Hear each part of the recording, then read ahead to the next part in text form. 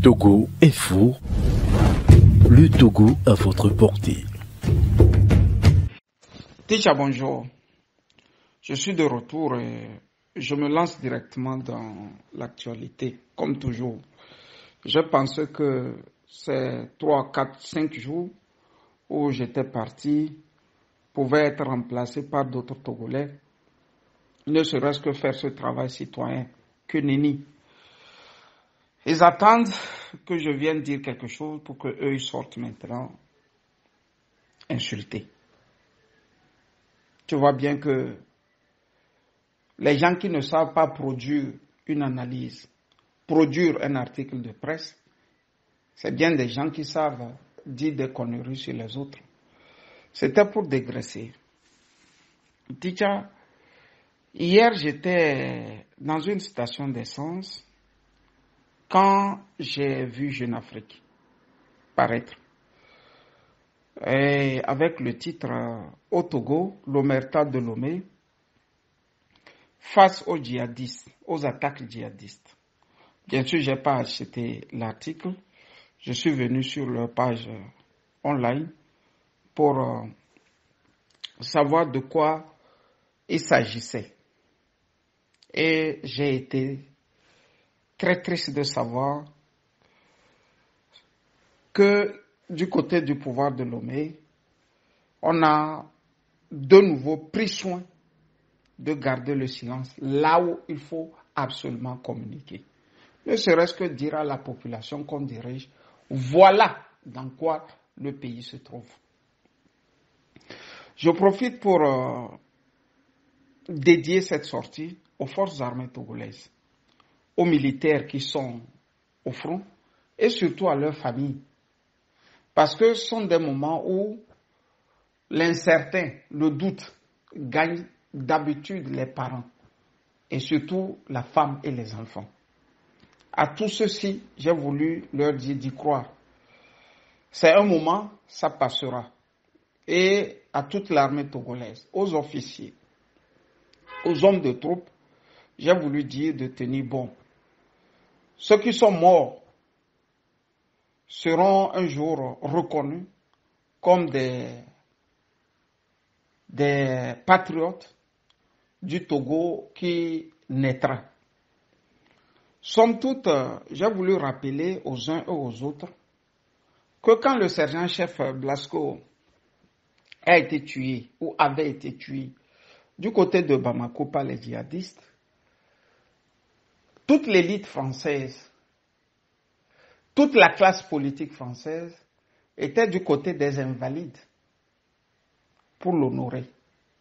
Et si ce n'est pas un seul qui est tombé, Jeune Afrique nous apprend que c'est au moins 12 qui sont tombés. Et pourtant, on n'a pas entendu, ne serait-ce qu'un petit communiqué des forces armées pour dire au peuple togolais que dans le Grand Nord, ça ne va pas. Ticha, je commence par me poser cette question. Il y a ce qu'on appelle dans tous les pays du monde la mobilisation nationale.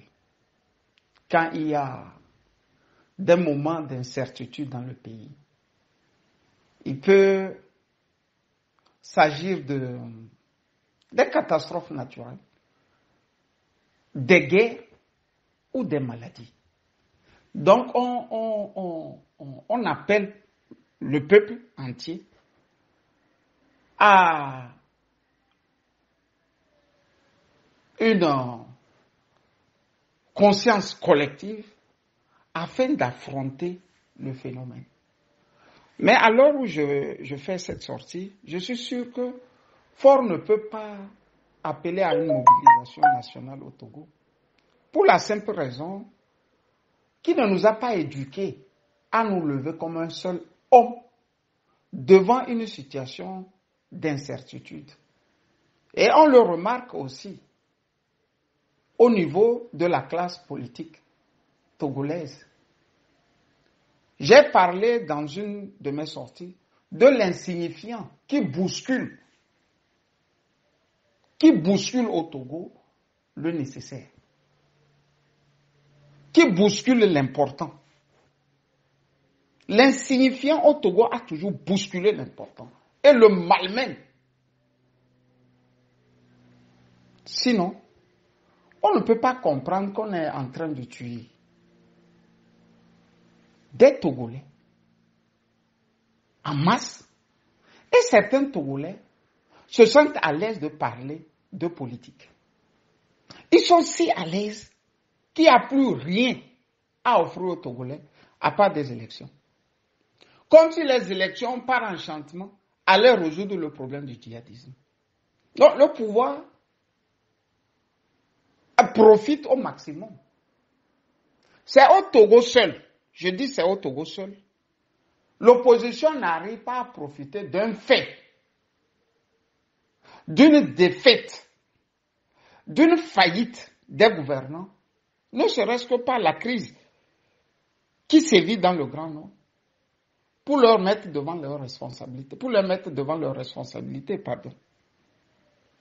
C'est là même, on sent que l'opposition n'existe pas. Au mieux, elle travaille mano à mano avec le pouvoir. C'est une faillite des dirigeants que de dire que des djihadistes sur un front qui ne fait pas 150 km menacent toute une armée nationale. Ce qui veut dire que quelque chose ne va pas. Soit on nous a menti sur la force de notre armée, ou soit le moral des troupes n'est pas ce qu'on veut nous dire. C'est pour ça que les gouvernants ont du mépris pour l'armée, pour les hommes de troupes. Sinon, comment comprendre que Jeune Afrique, qui est un médium, qui est un média, qui est un canard de l'État togolais, s'offusque en disant au Togo, l'omerta de Lomé face aux attaques djihadistes. Je vais vous lire un peu en dessous du chapeau, quelques 2 ou 3 lignes de Jeune Afrique. Une embuscade à Sankor Tchagou, dans le nord du pays, a coûté la vie à au moins une dizaine de militaires mi-juillet. Une fois de plus, le gouvernement togolais n'a fait aucun commentaire. Quand on dit le gouvernement togolais n'a fait aucun commentaire, c'est comme s'ils étaient en train de faire quelque chose de grandiose. Donc, il faut absolument appeler les uns et les autres au silence. Quand il dit ça, quand Jeune Afrique écrit qu'ils n'ont fait aucun commentaire, les Togolais des campagnes de ville pensent que bon, les gens sont en train de travailler pour eux et que les djihadistes verront ce qu'ils vont voir. Alors que c'est faux. Ce n'est pas la première fois qu'ils tuent nos militaires, nos pauvres militaires. Ce n'est pas la première fois. L'armée ne fait aucun commentaire, le gouvernement ne fait aucun commentaire, pas parce qu'ils ont quelque chose de mieux à proposer.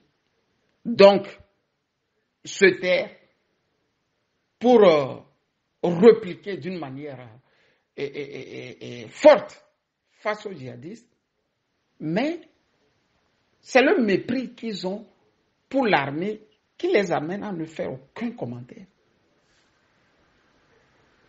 C'est le mépris. Ils méprisent notre armée, ces gens-là. Ils méprisent nos hommes de troupes. Ils méprisent nos soldats. Ils méprisent nos soldats. Si vous vous rappelez, quand Madame Nyakade était au ministère de la Défense, on avait tué une bonne quinzaine aussi comme ça. Le chef de l'État ne s'était pas déplacé pour leur rendre hommage. C'est dans quel pays on peut trouver ça? Non, c'est un sérieux quoi. C'est dans quel pays on peut tuer tes militaires? Et quand tu es là,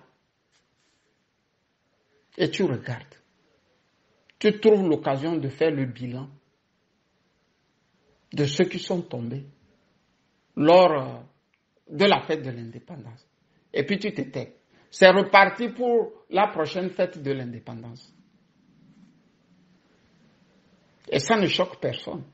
Ici, ce n'est même plus Faure Gnassingbé et sa troupe qui sont moi mon problème.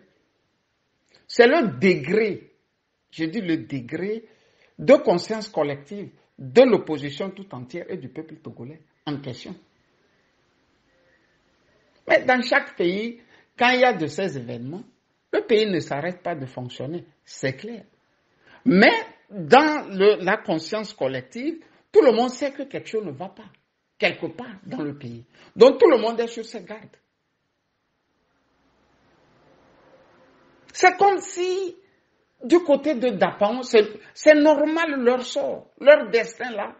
Comme ils sont du Nord, ils sont nés du Nord, par le fait d'un hasard, d'une circonstance de la vie.